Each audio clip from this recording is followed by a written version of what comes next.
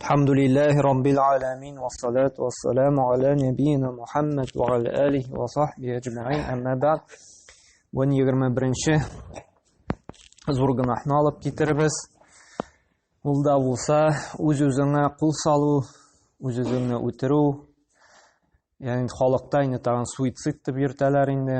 Менә бу гынахның төре шулай бик зур куркыныч, бик каты газап әзерләнгән мондый төр кешеләргә инде. Бүгенге көндә дә инде без бик күп ишетәбез. Төрле чыганаклардан, менә анда берсе түбәдән сикергән, берсе асылынган, берсе анда машина астына, поезд астына сикергән дип, яки берсе агу үскән, яки анда кан тамырын, венасын кискән һәм башка төрле инде сәбәпләр белән кеше үз-үзен үтергән дигән хәбәрләрне гел ишетеп торабыз. Һәм моның төп сәбәбе дә инде шушы кешеләрнең төшенкелеккә бирелүе, берәр нинди каршыларында зур проблема чыгып, шушы проблемаларны шиша алмаганлыгы аркасыннан инде килеп чыга, яки бик каты курку астында кала. Һәм шуның белән шушы сынауны үтәлмәгәч инде ул уйлый, үз-үземне үтерәм дә шушы проблемадан котылам дип инде. Әмма ләкин бу кеше проблемадан котылмый инде, киресенчә тагын да зуррак проблемага, тагын да зуррак инде мәшәкатькә юлыга. Һәм моның инде икенче проблемасы, беренче проблема шушы дөнья мәшәкате булса дисәк инде проблемалар. Икенче сәбәбе инде дөрес тәрбия булмау, яки дөрес инде мәгълүмат булмау аркасында.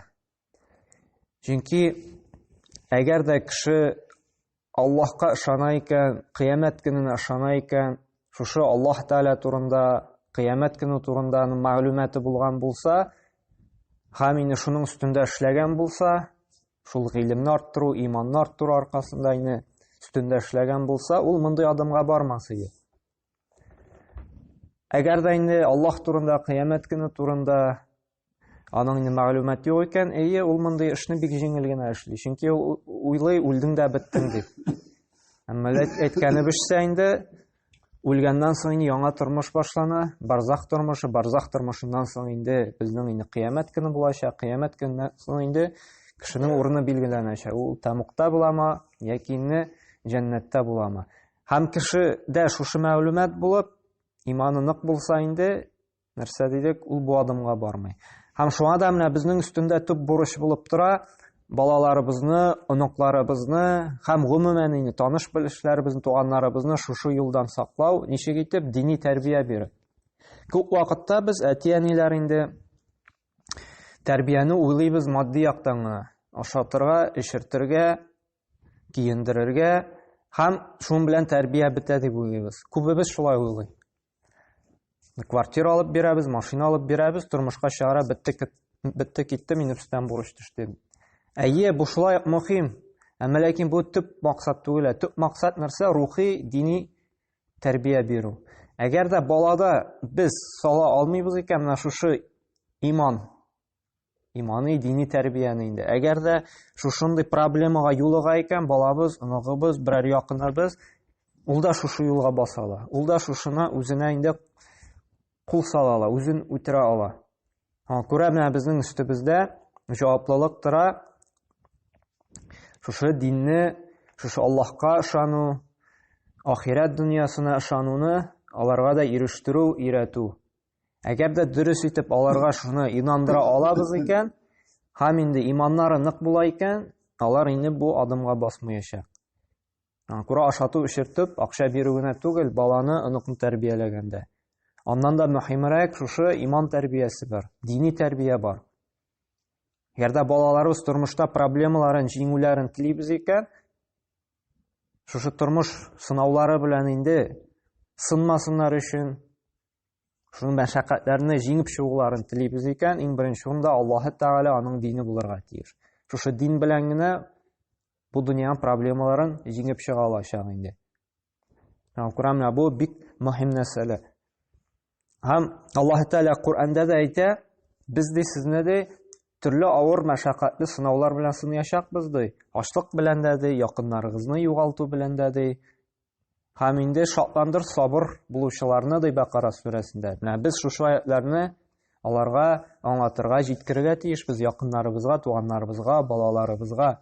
Аллаһы Тәгалә бу дөньяда төрле сынаулар белән сынаячак безне. Һәм инде без риза булып, сабыр булып шушы елны үтсәк, ахыр чиктән инде әҗр савап бирәчәк, инде җәннәткә кертәчәкбез дип һәр вакытта да аңлатып җиткереп торырга тиешбез. Ә юк икән инде Аллаһы Тәгалә каты газабын әзерләгән. Бу дөньяда да ук, һәм инде ахирәттә дә. Һәм Аллаһы Тәгалә бик күп аятларда, Пәйгамбәр саллаллаһу бик күп хәдисләрендә менә моны инде кисәтте. Һәм иң беренче Ниса сүрәсенең 29-31 аятында Аллаһ Субханаһу ва Тәгалә әйтә: "Ва ла тaqtulu анфусакум инналлаһа кана бикум рахима". Ва ман яф'ал залика удванан ва зулман фасауфа нуслиһи наран ва кана залика ала Аллаһи ясира. Ин таҗтанибу кабаира ма тунхауна анху нукаффир анкум сайyi'atikum ва нудхилукум мудхалан карима. Үз-үзегезне дә үтермәгез ди. Анда Аллаһ Тәгалә безне кисәтә, тыя, нәрсә ди? Үз-үзеңне үтерүдән. Үз-үзегезне үтермәгез ди, дөрестлектә ди, Аллаһы Тәгалә ди сезгә карата ди, рәхимле ди. Ә кемдә кем инде ди? Шушы дошманлык күрсәтеп инде, хаксызлык юллары белән инде шулай эшли икән ди, үз-үзен үтерә икән ди, аны ди тамукка, җәһәннәмгә кертербез ди. Һәм ди әгәр дә Аллаһ тыйган инде зур гөнаһлардан ди саклансагыз ди, зур гөнаһлардан. Менә без алабыз бит зур гөнаһларны. Шуларның бөтен нәрсәләрне без өйрәнәбез, моңарчы ишеттек һәм өйрәнәчәкбез. Шуннан инде саклансагыз ди, шушы зур гөнаһлардан инде, ягъни фахиш, харам, бидат амәлләрдән дә ерак булсагыз ди, кичкенә генә гөнаһларыгызны да без ди сезне ди гафу итәрбез ди һәм җәннәткә кертербез ди. Аллаһ Тәгалә башта кисәтте безне шушы зур гөнаһтан, үз-үзеңне үтерүдән. Аллаһ Тәгалә рәхимле ди.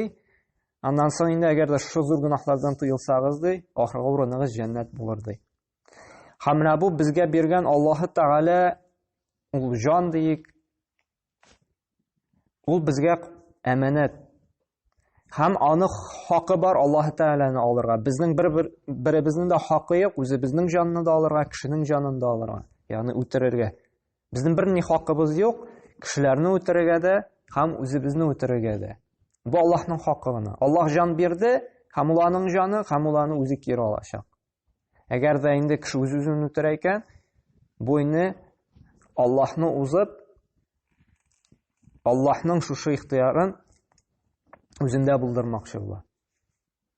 Күрәмә, бу куркыныч гөнаһтан инде сакланырга кирәк. Аллаһы Тәгалә шулай Фуркан сүрәсендә әйтә: "Валлазина ла яд'уна ма'аллаһи илаһан ахара ва ла яqtuluna an-nafsa allati harrama Аллаһу илля бил-хаққи". Һәм алар ди, кемнәр инде мөмин мусламаннарны Аллаһ Тәгалә сыйфатлы, һәм алар ди Аллаһтан башкага гыйбадат кылмаслар ди. Һәм Аллаһ үтерүне харам иткән хаксыз кешене дә үтермәсләр ди. Ягъни монда үз-үзеңне дә үтерү, һәм инде кешеләрне дә үтерү турында сүз бара инде. Ягъни үзен дә үтермәс, кешеләрне дә үтермәс ди. Һәм ди зина да кылмаслар ди.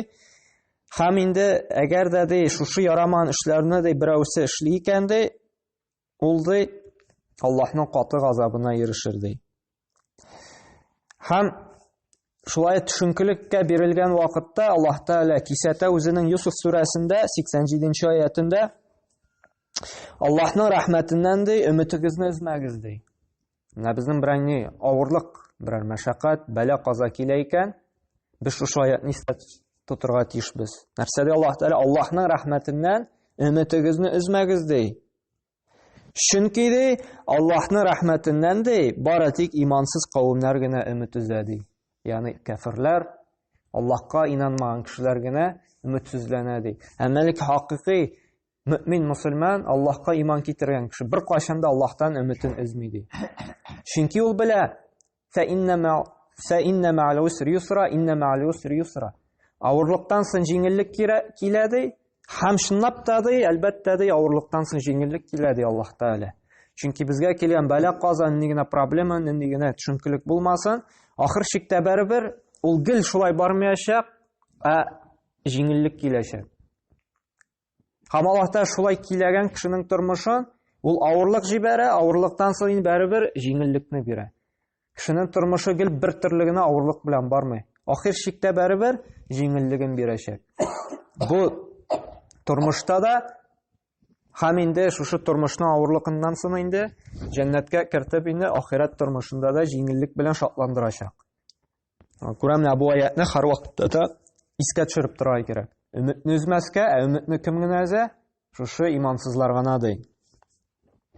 Һәм Пәйгамбәрбез саллаллаһу алейһи ва сәллям да үзенең күп кенә хәдисләрендә инде моннан безне инде кисәтте. Беренчесе Бухари җыентыгында килә торган хәдисендә әйтә, ул кутси хәдисләрдә Аллаһ Тәгалә әйтә ди, кем ди үз-үзен үтереп ди, мине узып китә икән ди, аңа да иҗмахны харам кылам ди.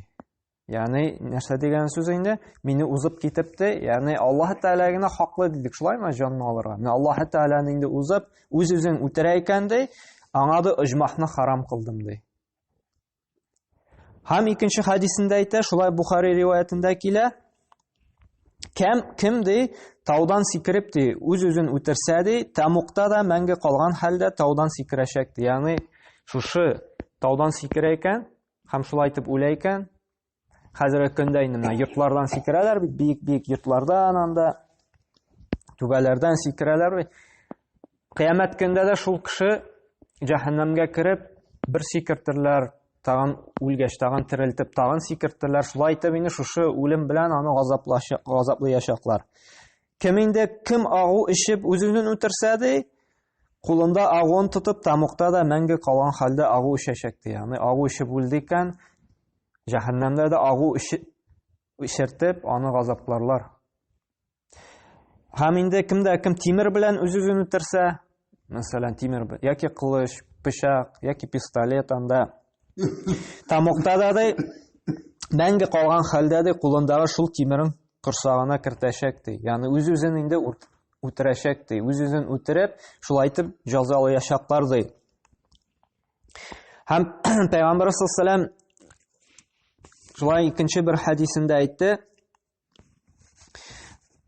Ул хәдис белән шулай Бухари җыентыгында килә. Кем ди үз-үзен үтерә икән ди, һәм инде шушы берәр пычак белән, кылыч белән дипме инде ди.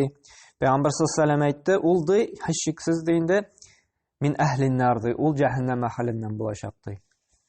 Күрәмне бу үз-үзеңне үтерү җәһәннәм белән инде куркыткач, галимнәр әйтте, ул зур гөнаһлардан һәм инде куркыныч гөнаһлардан саналачак ди инде.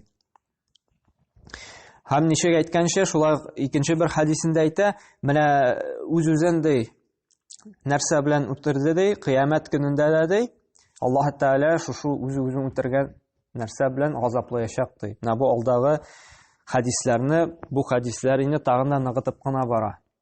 Күрә кеше нәрсә белән үтерде икән үз-үзен, кыямәт көндә шуның белән газапланачак. Менә бу хәдисләрдән, аятлардан күренә, менә безнең бу тормыштан соң гына әле бу тормыш белән генә гомеребез шикләнмәй, ахират тормышы да бар. Күрә алдагы минутларда әйтелеп киткәнчә инде проблемадан качып үз-үзебезне үтерәбез икән, безнең әле проблема башлана гына. Һәм бу тормышның проблемасы безгә бик кечкенә, бик җиңел генә булып тоелачак, шушы Аллаһның инде газабына караганда. Чөнки бу дөньяда инде без берәр ничек котыла алсак газаптан, кыямәт көндә без котыла алмыйбыз.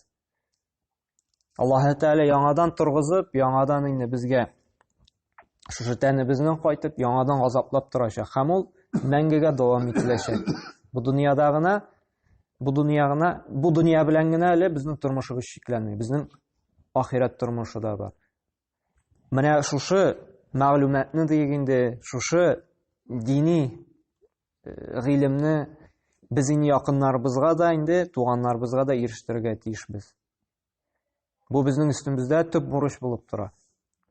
Һәр вакытта да сөйләп, исләренә төшеп, аңлатып торырга тиешбез. Бу дөнья белән генә дөнья бетми, ахират тормышы да бар. Әгәр дә инде кем үз кулына, үз-үзенә кул сала икән, менә Аллаһ Тәгалә шушы аятларында, Пәйгамбәрнең хадисләрендә нинди инде куркыныч, азап көтә дип без аңлатырга тиешбез инде. Һәм Аллаһ Субханаһу ва Тәгалә безгә инде тawfiq хидаят бирсен, иң беренче үзе безгә шушындай төшенкелеккә бирелмәскә, шундай авыр проблемаларны да инде сабыр итеп, Аллаһ Тәгаләдән инде ярдәм сорап, җиңеп чыгарга инде, һәм инде шулай балаларыбызга да, нукларыбызга да инде, якыннарыбызга да тawfiq хидаят бирсен Аллаһ Тәгалә инде. Әгәр дә без аңлатып та алар аңламасалар, Аллаһ Тәгаләдән сорыйк, аларга тawfiq хидаят бирсәң, калепләрен ачсаң дип, чөнки без бары тик җиткерүче, аңлатучы гына, калепләрне ачучы Аллаһ Тәгалә, шушы хидаят тawfiqка күндерүче Аллаһ Тәгалә, без бары тик инде сәбәпчеләр генә. Шуңа күрә һәр вакытта да Раббыбыз Аллаһ Тәгаләдән сорыйк. Раббым бер Аллаһ туганнарыбызны да, балаларыбызны да шушы туры юлга бастырсаң иде, аларның калебенә иман нуры салсаң иде, шушы динебездә аңлау бирсәң иде дип, без һәр вакытта Аллаһ Тәгаләдән сорыйк һәм инде кешебездән килгәнчә, гыйлемебез җиткәнчә аларга аңлатырга тырышыйк.